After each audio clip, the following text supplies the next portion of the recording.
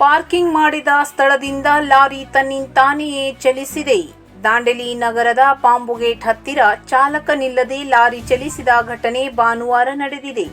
ಚಾಲಕ ಲಾರಿಯನ್ನು ರಸ್ತೆ ಬದಿಗೆ ಪಾರ್ಕಿಂಗ್ ಮಾಡಿದ ಪ್ರಕಾರದಲ್ಲಿ ಇರುವ ಅಂಗಡಿಗೆ ಕೆಲಸಕ್ಕೆ ಎಂದು ಹೋದಾಗ ಈ ಘಟನೆ ನಡೆದಿದೆ ಎಂದು ಪ್ರತ್ಯಕ್ಷದರ್ಶಿಗಳು ತಿಳಿಸಿದ್ದಾರೆ.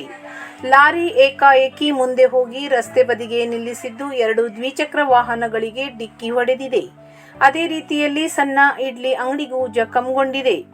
ಇದನ್ನು ನೋಡಿದ ಓರ್ವ ಸ್ಥಳೀಯ ಓಡಿ ಬಂದು ಗಾಡಿಯ ಚಕ್ರಕ್ಕೆ ಕಲ್ಲಿಟ್ಟು ಗಾಡಿಯನ್ನು ನಿಯಂತ್ರಣಕ್ಕೆ ತಂದಿದ್ದಾನೆ. ಅದೃಷ್ಟವಶಾತ್ ಯಾರಿಗೂ ಯಾವುದೇ ಹಾನಿ ಆಗಿಲ್ಲ. ಪೊಲೀಸರು ಸ್ಥಳಕ್ಕೆ ಬಂದು ಮುಂದಿನ ಕ್ರಮ ಕೈಗೊಂಡಿದ್ದಾರೆ.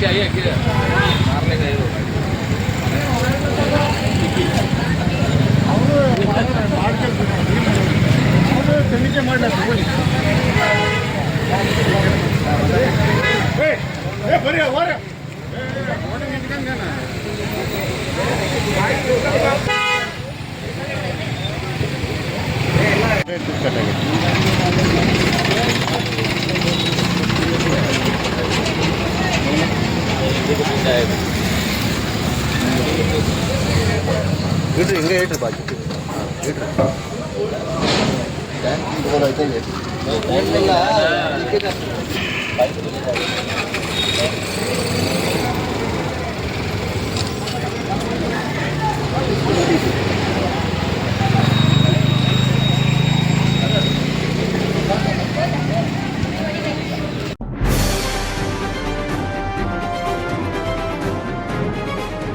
ಇದು ಖಾಲಿ ಡಿಜಿಟಲ್ ವಾಹಿನಿ, ಸತ್ಯ ಮತ್ತು ಸ್ಪಷ್ಟ ಸುದ್ದಿ.